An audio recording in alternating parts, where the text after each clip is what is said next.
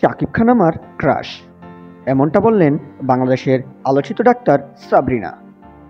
তিনি জালিয়াতির দায়ে ৩ বছর কারাদণ্ডে ছিলেন এবং সেই সময়কার কারাগারে শাকিবের সিনেমা দেখানো হতো বলে তিনি বলেন।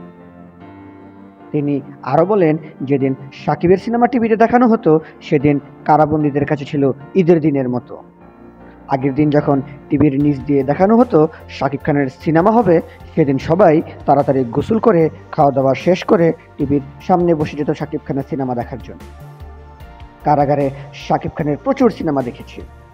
তাকে জিজ্ঞাসা করা হলে কোন সিনেমাটা সবচেয়ে বেশি পছন্দের আপনার কাছে শাকিব খানের, তিনি বলেন, আমি তো অনেক সিনেমাই দেখেছি, তবে বিশেষ করে যদি বলতে চাই তাহলে আমার স্বপ্নতুমি সিনেমাটা আমার সব থেকে বেশি ভালো লেগেছে।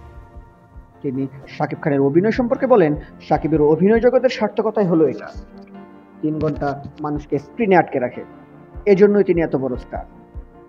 এরকম সকল অভিনেতার জীবনে হয় না, এরকম ভাগ্য সবার হয় না। যদি কখনো শাকিব খানের সাথে সামনাসামনি দেখা হতো তাহলে আমি এই গল্পগুলো শাকিব খানকে জানাতে চাই।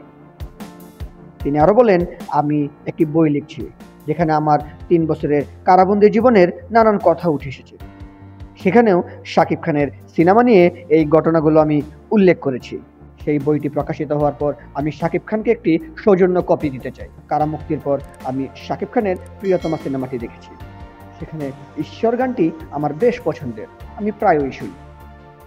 যদি কখনো শাকিব খানের সাথে অভিনয়ের প্রস্তাব আসে আমি অবশ্যই করব। তিনি আরও বলেন, মজার ছেলে, শাকিব খানকে আমি বিয়ে করতেও রাজি। শাকিব খানের সিনেমা নিয়ে আপনার কি এমন কোনো স্মৃতি আছে?